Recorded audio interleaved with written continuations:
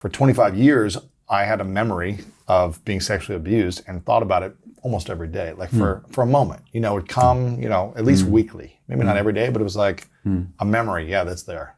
But I never told anyone for 25 years because it was so shameful and I didn't want to be, made fun of or all these things. And so if someone's able to self-assess and say, okay, I had this pain, this trauma, I felt not powerful or whatever it might be, what's the next step for them once they start to journal about it and be aware of it? And they're like, I really want to heal. What would be that next step in the process? Well, I mean, it's not that I can prescribe what Sure. What it should be for everybody, and there's many different ways of working. But one of the things I would address, first of all, is the shame. Like, one of the impacts of trauma is shame. Because children are narcissists by nature. When I say narcissist, I don't mean in a pathological negative sense. I mean, they think it's all about them. The world just revolves around me. Exactly. So if bad things are happening to me, it must be a bad person. Number one. Number two, I didn't fight back. I couldn't defend myself. And so that makes me weak, and so I'm ashamed of that. Now, actually, when you look at it, the not fighting back is nature's coping mechanism. Part of your nervous system just freezes, because if you fought back, what would have happened?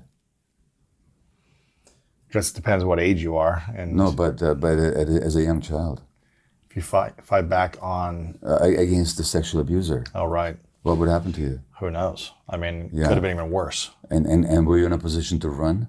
No. No, I was trapped in a bathroom. So the part of your nervous system that would have you fight or run away gets inactivated.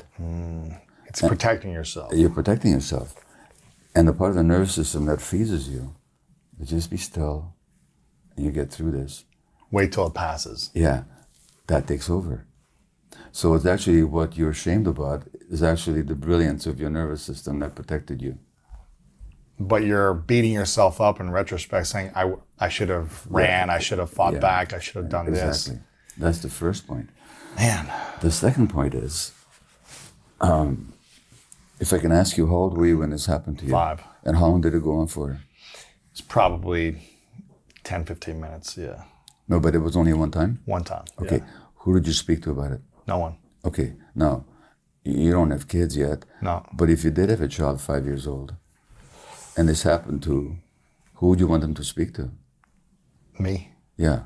Now, if you found out that this happened to your child, and your child never told you, how would you explain that? How would I explain it to... How would you explain to yourself why my child is not talking to me about this terrible thing that happened? I would explain it by saying it's something I'm not doing. I'm not creating a safe environment to allow this child to speak up. And that was your primary trauma. Yeah.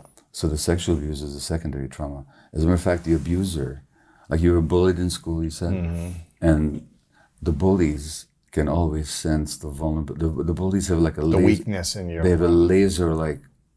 Because there's an insecure, weak person, yeah.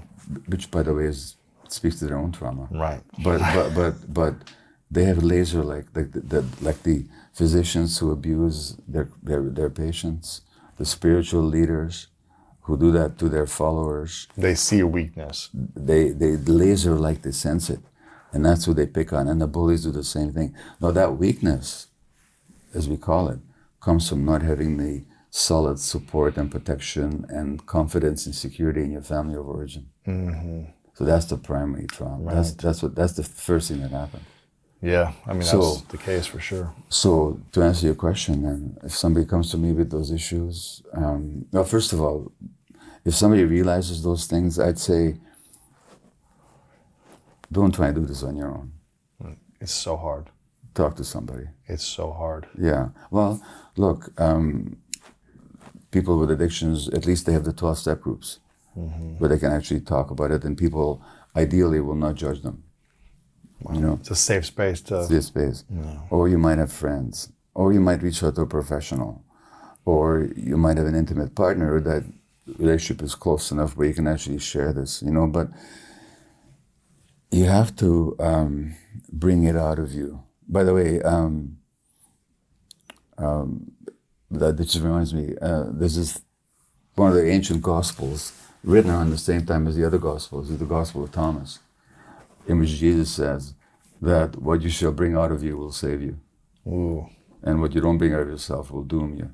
He says something like that. Right, And he was a supreme psychologist. Wow. And so you got to bring it out. Yeah, what you suppress becomes more depressed, right? It's like... Exactly. Yeah. So it's got to start with that somewhere. You've got to bring it out. And if someone has a...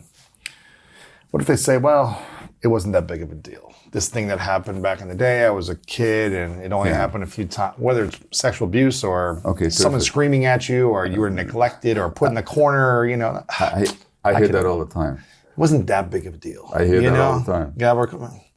I shouldn't be that concerned about it. Yeah. It was 5. Who cares? You know, it was like, Okay. What do we... Okay, then that's a very simple way to answer that.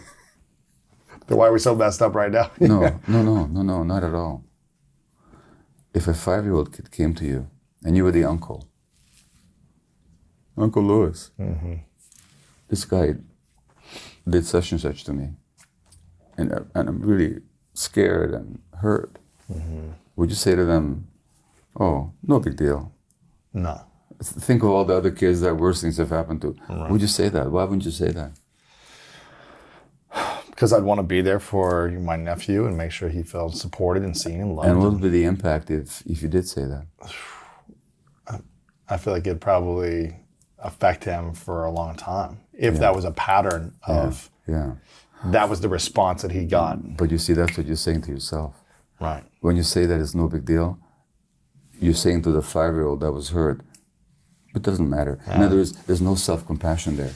Right. What you would never say to anybody else, you're saying to yourself. And one of the impacts of trauma is lack of self-compassion. And again, if I may mention my book, The Myth of Normal, I talk about that, about how this idea of self-compassion, and I see it all the time. And so when somebody says to me, oh, no big deal, I say, okay, take any other child in your position, plug them into that situation, and tell them it's no big deal. And of course, I wouldn't.